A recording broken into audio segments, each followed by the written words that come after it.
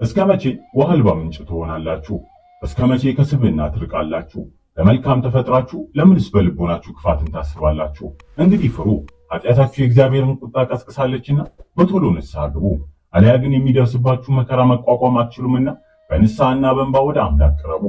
ሰላም ጤና ይስጥልን የቃል ሚዲያ ቤተሰቦች እንደምን አላችሁ? በዛሬው መርሃ ግብራችን አባታችን አባማ ኢየሱስ ስብዕናን አስቀድሞ ፍቅር ይኑራችሁ ከአምላክ አትራቁ ሲሉን የላኩትን የግሳጼ መልእክት ይዘን ስለቀረበ በጥሞና እንድትከታተሉን እየጋበዘ ለቻናላችን አዲስ ከሆናችሁ ላይክ፣ ሼር፣ ሰብስክራይብ በማድረግ አዳዲስና ወቅታዊ መረጃዎች እንዲደርሱ የደውል ምልክቷን በመጫን ቤተሰብ ይሁኑ።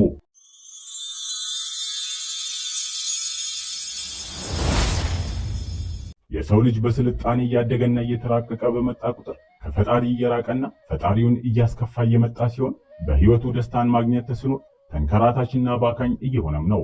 ታዲያን የዋልድባ ገዳም መናንያን አበው ለምእመኑ በላኩት መልእክታቸው የሰው ልጅ በኃጢአት የሚወድቀውና በእምነቱ የሚዝለው በመጠን መኖር ተስኖት ለስጋዊ ደስታ ሲኳትን ነውና ለምድራዊ ህይወት ስትሮጡ ደስታን ለማግኘት ስትጣደፉ ከሰማያዊ ህይወታችሁ እንዳትጎድሉ አስተውሉ ያሉን ሲሆን ደስታን በምድር አብዝቶ መፈለግ ወዳልተፈለገ የኃጢአት መንገድ ይመራችኋልና እንደ ቅዱስ ቃሉ ኑሩ ብለውናል። አክለውም በቅዱስ ቃሉም የተጻፈው ሰው ዓለሙን ሁሉ ቢያተርፍ ነፍሱን ግን ቢያጎድል ምን ይጠቅመዋል ነውና ጊዜያዊ በሆነች ምድር ላይ ደስታን ለማግኘት እየኳተናችሁ ከሞት በኋላ ስላለው ሰማያዊ ህይወት እየረሳችሁ ነውና የዘላለም ህይወትን የሚያጎናጽፋችሁን ትንሣኤ ሙታንን ዕለት ዕለት በህይወታችሁ አስቡ በማለት መልእክት ልከዋል። አስቀድሞ አዳምና ሔዋን ሕግን ተላልፈው በሰሩት ኃጢአት ምክንያት በሰው ዘንድ የነበረን መርገም በማጥፋት የሁሉ ፈጣሪ አምላካችን እግዚአብሔር ሞትን ድል አድርጎ ዓለምን አድኗል። በዚህም ትንሣኤ ሙታን በተባለው የሙታን መነሳት ነፍስንና ስጋ ተዋህዶ በመነሳት የዘላለም ህይወትን ማግኛ ጥበብ መንገድም የድህነት መንገድ ሆነውናል። ሙታን በመጨረሻ ቀን ዳግመኛ በማይሞት ስጋ ሕያዋን የሚሆኑበት አምላካዊ ጥበብ የሙታን መነሳት በሰው ልጅ አእምሮ ሊደርስበትና ሊታወቅ የማይችል ረቂቅ ስለሆነ ምስጢረ ትንሣኤ ሙታን ተብሎም ይጠራል። እኛም ይህንን ምስጢር ተስፋ የምናደርግ ሲሆን ክርስቶስ ዳግም ከመጣ በኋላ ለሚኖረው ዘላለማዊ ህይወት መጀመሪያም ነው። ትንሣኤ ሙታን በአዳምና በልጆቹ ላይ የተፈረደ የሞት ፍርድን ለመጨረሻ ጊዜ የሚጠፋበትም ነው። ነቢዩ ዳዊት ልቤን በማዳን ደስ ይለዋል በማለት እንደተናገረው በኋለኛው ዘመን በትንሣኤ ሙታን መንግስተ ሰማያትን እንደምንወርስ ተስፋ በማድረግ በአምላካችን ማዳን ሐሴት እናደርጋለን። እንዲሁም በሐዋርያት እግር የተተኩና የእነርሱን አሰረ ፍኖት የተከተሉ ሃይማኖታቸው የቀና ቅዱሳን አባቶች መናፍቃንን ባወገዙባቸውና ርትዕት ሃይማኖትን ባጸኑባቸው ጉባኤያት ሌሎቹን አንቀጾች እናምናለን በማለት ካስቀመጡ በኋላ የሙታንን መነሳት ተስፋ እናደርጋለን ብለው ደንግገዋል። ይህም የሚያሳየው ሌሎች አንቀጾች እምነት ላይ ሲያተኩሩ ትንሣኤ ሙታን ግን ተስፋ መሆኑን የሚያጠይቅ ነው። ይህ የጌታችንና መድኃኒታችን ኢየሱስ ክርስቶስና የሐዋርያት አስተምሮ መሰረትን ያደረገው የቤተ ክርስቲያናችን የሃይማኖት ጸሎት የመጨረሻ አንቀጽም ነው። ጌታችንና መድኃኒታችን ኢየሱስ ክርስቶስ በመዋዕለ ስብከቱ ልጁን አይቶ በእርሱ የሚያምን ሁሉ የዘላለም ሕይወት እንዲያገኝ የአባቴ ፍቃድ ይሄ ነው፣ እኔም በመጨረሻ ቀን አስነሳዋለሁ እንዳለው ትንሣኤ ሙታን የእምነታችን አንዱ መሰረት ነው።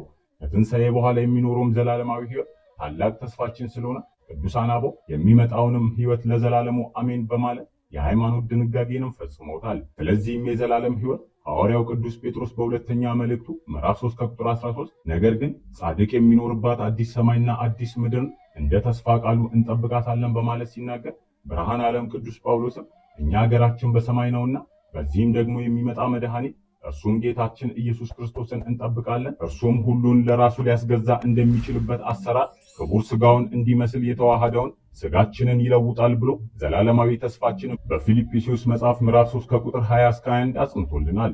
ቅዱስ ዮሐንስም አዲስ ሰማይና አዲስ ምድርን አየሁ፣ ፊተኛው ሰማይና ፊተኛይቱ ምድር አልፈዋልና ባህርም ወደፊት የለም፣ ቅድስቲቱ ከተማ አዲሲቱም ኢየሩሳሌም ለባሏ እንደተሸለመች ሙሽራ ተዘጋጅታ ከሰማይ ከእግዚአብሔር ዘንድ ስትወርድ አየሁ በማለት ተስፋ መንግስተ ሰማያት አዲሲቱ ኢየሩሳሌም መሆኗን በራእይ መጽሐፍ ምዕራፍ 21 ከቁጥር 1 እስከ 2 ተናግሯል። ጌታችን በመዋዕለ ስብከቱ ስለ ትንሣኤው ብዙ ጊዜ ለደቀ መዛሙርቱና ለሕዝቡ እንዲሁም ለፈሪሳውያን ጭምር አስተምሯቸዋል።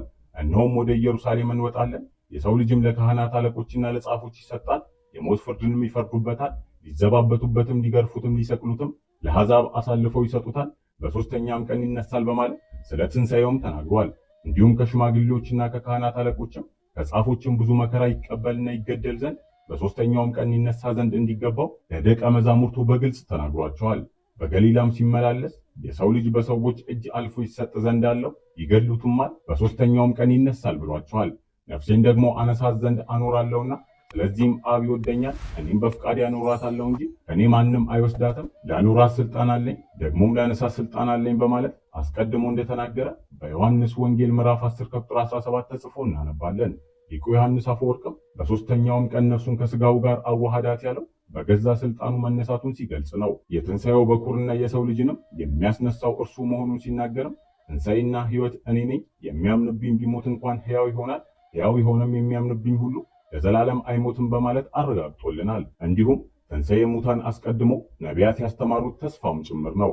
ቅዱስ ዳንኤል በምድር ትቢያ ውስጥ ካንቀላፉ ብዙዎች ይነሳሉ፣ እኩሌቶቹ ወደ ዘላለም ሕይወት፣ እኩሌቶቹ ወደ እፍረትና ጉስቁልና በማለት የሙታን ትንሣኤ መኖሩን በትንቢተ ዳንኤል ምዕራፍ 12 ቁጥር 2 ተናግሯል። ነቢዩ ኢሳይያስም ሙታን ሕያዋን ይሆናሉ፣ ሬሳዎችም ይነሳሉ፣ በምድር የምትኖሩ ሆይ ጠልን የብርሃን ጠል ነውና ምድርም ሙታንን ታወጣለችና ንቁ ዘምሩም ብሎ በመጨረሻ ያንቀላፉት ሁሉ እንደሚነሱ በትንቢተ ኢሳይያስ ምዕራፍ 26 ከቁጥር 19 ጽፎልናል። በተጨማሪም ነቢዩ ሕዝቅኤል ጌታ እግዚአብሔር ለዚህ አጥንቶች እንዲህ ይላል፣ እነሆ ትንፋሽ አገባባችኋለሁ፣ በሕይወትም ትኖራላችሁ፣ ጅማትም እሰጣችኋለሁ፣ ሥጋንም አወጣባችኋለሁ፣ በእናንተ ላይም ቁርበት እዘረጋለሁ፣ ትንፋሽንም አገባባችኋለሁ፣ በሕይወትም ትኖራላችሁ፣ እኔም እግዚአብሔር እንደሆንኩ ታውቃላችሁ በማለት ሙታን እንደሚነሱ አብራርቶ ተናግሯል። ልበ አምላክ ክቡር ዳዊትም እንዲሁ ብዙ መከራና ጭንቀት አሳይተኸኛል፣ ተመልሰም ሕያው አደረግከኝ፣ ከምድር ጥልቅም እንደገና አወጣኸኝ በማለት ስለ ምስጢረ ትንሣኤ ሙታን በመዝሙር 70 ከቁጥር 20 ተናግሯል። በሐዲስ ኪዳንም እንዲሁ ስለ ትንሣኤ ሙታን ጌታችንና መድኃኒታችን ኢየሱስ ክርስቶስ በወንጌሉ ሐዋርያትን በመልእክቶቻቸውና በስብከቶቻቸው አጽንተው አስተምረዋል። ጌታችንና መድኃኒታችን ኢየሱስ ክርስቶስ በመቃብር ያሉት ሁሉ ድምፁን የሚሰሙበት ሰዓት ይመጣል፣ መልካምም ያደረጉ ለሕይወት ትንሣኤ፣ ክፉንም ያደረጉ ለፍርድ ትንሣኤ ይወጣሉና በዚህም አትደነቁ በማለት ሙታን ለክብርና ለአሳር እንደሚነሱ አስተምሯል። ስለ ነገረ ምጽአቱን በተናገረበት ክፍል የሰው ልጅ በክብሩ በሚመጣበት ጊዜ ከእርሱ ጋር ቅዱሳን መላእክት ሁሉ በዚያን ጊዜ በክብሩ ዙፋን ይቀመጣሉ፣ አሕዛብም ሁሉ በፊቱ ይሰበሰባሉ፣ እረኛም በጎችን ከፍየሎች እንደሚለይ እርስ በርሳቸው ይለያቸዋል ብሎ ስለ ሙታን መነሳት፣ ስለ መጨረሻውን ፍርድ ነግሮናል። ሐዋርያው ቅዱስ ጳውሎስም እነሆም አንድ ምስጢር እነግራችኋለሁ፣ ሁላችንም አናንቀላፋም፣ ነገር ግን የኋለኛው መለከት ሲነፋ ሁላችንም በድንገት በቅጽበት ዓይን እንለወጣለን፣ መለከት ይነፋልና ሙታንም የማይበሰብሱ ሆነው ይነሳሉና እኛም እንለወጣለን በማለት የሰው ልጅ በማይበሰብስ ሥጋ እንደሚነሳ በአንደኛ ቆሮንቶስ መጽሐፉ ምዕራፍ 15 ከቁጥር 52 ጽፎልናል። እኛም ከአምላካችን እግዚአብሔር የተሰጠንን የዘላለም ሕይወት ተስፋን አግኝተን እርሱን እያመሰገንን ለመኖር በምድር ሕይወታችን መልካሙንና ቀናውን አምላክ የሚወደውንና ያዘዘውን ትእዛዛት እየፈጸምን ተስፋ መንግሥተ ሰማያትን እያሰብንና እየናፈቅን ልንኖር ይገባል። አስቀድሞ አምላክ ሰውን በባህሪው በምሳሌው ሲፈጥረው እርስ በርስ በፍቅር እንዲኖርና አምላክን እንዲያመሰግን ቢሆንም የሰው ልጅ ከታሰበበት ዓላማ በመውጣት አምላክን እያስከፋ እርስ በርስ እየተበላላና እየተጋደለ በምድር ሕይወቱ ደስተኛ ሳይሆን ፈጣሪን እያማረረ እያለፈ ነው ያሉት አባታችን አባ አምሃ ኢየሱስ ሰው በሰራው በኃጢአት ምክንያት ከአምላክ መንገድ ቢወጣና ከክብሩ ቢጎድልም ዳግም በክርስቶስ ወደ ቀደመ መንገዱ ተመልሷልና ድጋሜ ላለመውደቅ እየተጠነቀቀን መኖር ይገባናል በማለት መልእክት ልከዋል። እዚህ ላይ ማስተዋል ያለብን ነገር ቢኖር ክርስቲያን ስለተባልን መንግስቱን መውረስ እንደማንችል ነው። በክርስቶስ ክርስቲያን ተብለን በግብራችን ክርስቶስን ሳይሆን ዓለምን የምንመስላት ከሆነ በመጨረሻዋ ቀን ከመንግስት የምንጎድል ነው የሚሆነው። ጌታችንና መድኃኒታችን ኢየሱስ ክርስቶስ በወንጌሉ በዚያች ዕለት ብዙዎች ጌታ ሆይ በስምህ አጋንንትን አላወጣንምን? በስምህስ ድውያንን አልፈወስንምን? በስምህስ አላስተማርንምን? በስምህስ አላመንምን ይሉኛል። እኔ ግን ከቶ አላውቃቸውም እላችኋለሁ። በሰማይ ያለውን የአባቴን ፍቃድ የሚያደርግ እንጂ ጌታ ሆይ የሚለኝ መንግስቴን አይወርስም በማለት የተናገረውን ቃል እናስብ። የክርስትና ሕይወት የምንኖረው እንጂ የምናስመስለው አይደለም። ታዲያም በክርስትናችን እንድንኖርና በዓለም ላሉት እንድናሳይ የሚፈለገው ዋና ነገር ምንድነው ያለን እንደሆነ እግዚአብሔር አምላክ ለሰው ልጅ ያለውንና በክርስቶስ የገለጠውን ታላቁን ፍቅር ነው። ይህንን ፍቅር ለኛ እርስ በርስ እንድንኖርበት የተሰጠ ሲሆን ፍቅሩ ልኬት የሌለውም ነው። ነገር ግን እኛ ምዕመናን ፍቅር አጥተን ከኔነት አስተሳሰባችን መላቀቅ ባለመቻላችን ምክንያት እርስ በርስ እየተጋጨን ጸብና መለያየትን እያወጅን ሲሆን እኛ ከቃሉ ዘወር ብለን ለአምላክ አንታዘዝም በማለታችን ምክንያት ብዙ ጥፋትና መከራ በራሳችንና በምድራችን እንዲሁም በቤተ ክርስቲያናችን እየደረሰ ነው። በእኛ ድክመት ሳቢያም የክርስቶስ ስም በአሕዛብ ዘንድ እንዲነቀፍም ሆኗል። ቅዱስ ጳውሎስ በሁለተኛ የቆሮንቶስ መልእክቱ ምዕራፍ 6 ላይ በአነጋገራችንና በተግባራችን እንዲሁም በአገልግሎታችን ከቶ እንዳንነቀፍ ለግራም ለቀኝም እናማጥናለን ይለናል። እንዲሁም በእናንተ ምክንያት የክርስቶስ ስም እንዳይነቀፍ ለግራም ለቀኙም አማጥን ይለናል። ለግራም ለቀኙም ማማጠን ወይንም ሚዛንን ስሩ ያለ ግራው በዓለም ለሚገኙ በክርስቶስ አምላክነት ለማያምኑ ቀኙ ደግሞ በክርስቶስ ክርስቲያን ለተባሉ ምዕመናን ነው። አሁን ላይ እኛን የከበደን ሕይወታችንን በሚዛን መምራት ሲሆን ምክንያቱ ደግሞ ፍቅር ማጣታችን ነው። ከልባችን ፍቅር ጠፍቶ ወንድማችንን እየበደልንና ተንኮልን እያሰብንበት ክፋትን እየሸረብን በዘር በጎሳ ተከፋፍለን እየኖርን ቢሆንም ዛሬም በልበ ሙሉነት እግዚአብሔርን እንደምናውቀው በድፍረት እንናገራለን። ነገር ግን ስተናል። ሐዋርያው ቅዱስ ዮሐንስ በመልእክቱ እግዚአብሔርን አውቀዋለሁ የሚል ወንድሙን የማይወድ እሱ ሐሰተኛ ነው ይለናል። አሁን ላይ ለገጠመን መከራና ችግር ምክንያቱ እኛ የውሸት ኑሮ ነው። ኑሯችን ሁሉ ውሸት ነው። የምናደርገውና የምናሳየው ሁሉ ከልብ ያልመነጨ የውሸት ዓለም ነው። ወዳጄ ብሎ ላመነን ሰው አለን ብለን የምናሳየው ፍቅር፣ ክርስቶስን እንወደዋለን የምንለው ሁሉም ነገራችን ውሸት ነው። ፍቅር ከልባችን ጠፍቷል። መተማመን በመሃላችን የለም። አንድ ላይ ብንሆንም አንድ ላይ አይደለንም። ከሕይወታችን አምላክን አርቀናል።